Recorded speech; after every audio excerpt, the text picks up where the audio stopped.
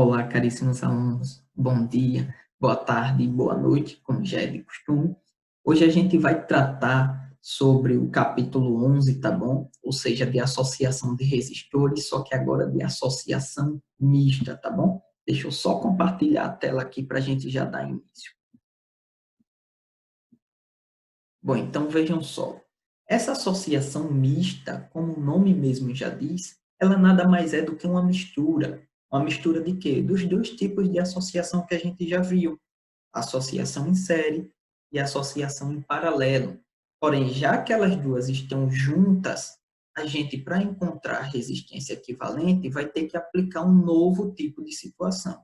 Ora, como assim? As equações vão mudar? Não, as equações vão ser as mesmas. Porém, veja só, que agora a gente vai ter que tentar separar esse circuito.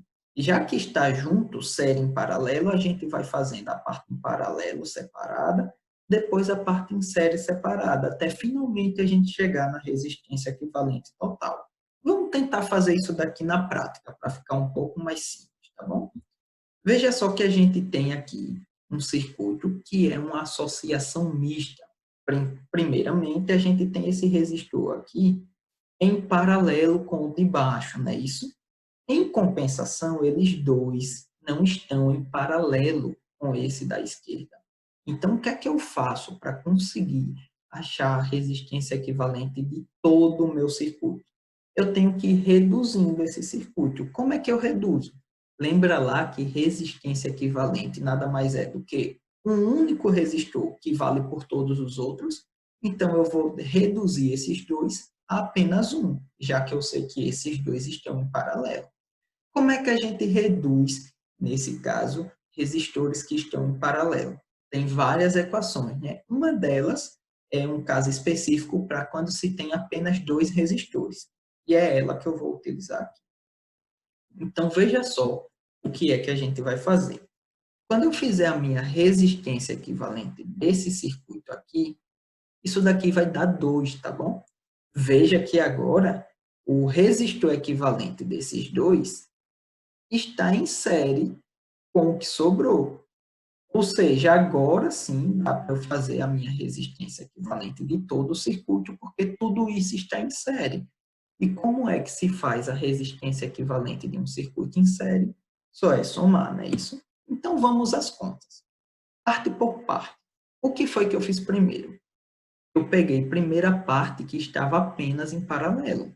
Utilizando essa equação, eu fiz a resistência equivalente dela.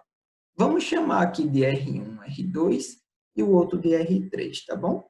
Nesse caso, a gente vai ter R1 é 6, vezes R2, que é 3, e embaixo a soma desses dois. A resistência equivalente, nesse caso, apenas desse pedaço aqui, que está em paralelo, vai dar 2 ohms. Mas, nesse caso, isso daqui ainda não é a resistência total do meu circuito. Veja que eu tenho outro tipo de associação agora, que é uma associação em série. Então, para achar a minha resistência total do circuito, eu vou fazer essa minha associação. Nesse caso, como é que se faz uma associação em série? A gente pega e apenas soma todas as resistências que estão aí no meu circuito. Nesse caso, eu vou somar a resistência equivalente do primeiro circuito, que foi a primeira parte que eu fiz, que estava em paralelo, mais o restante, que é esse daqui. Ou seja, a gente fica com essa equação aqui, que vai dar 2 mais 2. Isso daqui vai dar 4 ohm, tá bom? E nesse caso aqui, possam ver então que a gente achou finalmente a resistência equivalente de todo o meu circuito. Novamente, qual é a grande diferença então desse assunto para o que a gente viu já no passado do capítulo 10? Só que juntou tudo. Agora a gente pega tudo que está junto e vai tentando separar, porque as equações que a gente aprendeu são paralelo, né, distinto de série. Então, para conseguir calcular, a gente faz primeiro a parte em paralelo, depois a parte em série. Ou o contrário também pode servir, primeiro a parte em série e depois a parte em paralelo. E assim a gente vai conseguindo juntar tudo, tá bom? É só ir reduzindo aí o meu circuito até que eu ache finalmente a resistência equivalente de todo este circuito. Vamos aprender só mais um conceito agora, só para encerrar, tá bom? O conceito de curto-circuito. Bom, a gente diz que um resistor entrou em curto-circuito, tá bom? Quando a gente coloca uma corrente passando sobre um fio que tem resistência desprezível. Ora, professor, como assim? Vamos pegar aqui um exemplo, novamente. Veja que nesse caso aqui a gente tem um fio, tá bom? E nele não tem nenhum resistor. Vamos dizer também que esse fio é um fio ideal, tá bom? Ou seja, a resistência dele é nula ou desprezível nesse caso. Sabendo que a resistência dele é nula, a gente sabe que a diferença de potencial, então, nesse caso, vai ser igual a zero. Por quê? Lembra lá que diferença de potencial é igual a R vezes I? Se o R é zero, o meu U tem que ser zero também. Então, curto-circuito nada mais é do que fazer um resistor parar de funcionar, porque eu coloquei a corrente para passar em um fio que tem resistência desprezível, tá bom? E o que é que aconteceu? Se a corrente está passando por aqui, ela não chega ao meu resistor, fazendo com que ele realmente pare de funcionar. Vamos dizer que esse resistor seja uma lâmpada, tá bom? O que é que vai acontecer com a minha lâmpada? Ela simplesmente vai parar de funcionar. Ela vai queimar? Não. Ela só vai parar de receber corrente elétrica, tá bom? Se eu cortar esse fio aqui, a corrente começa a passar por ela novamente. Então, eu não queimei a lâmpada, eu só fiz ela parar de funcionar, porque não vai ter corrente passando por ela. E por que que isso acontece? Porque a minha DDP é zero.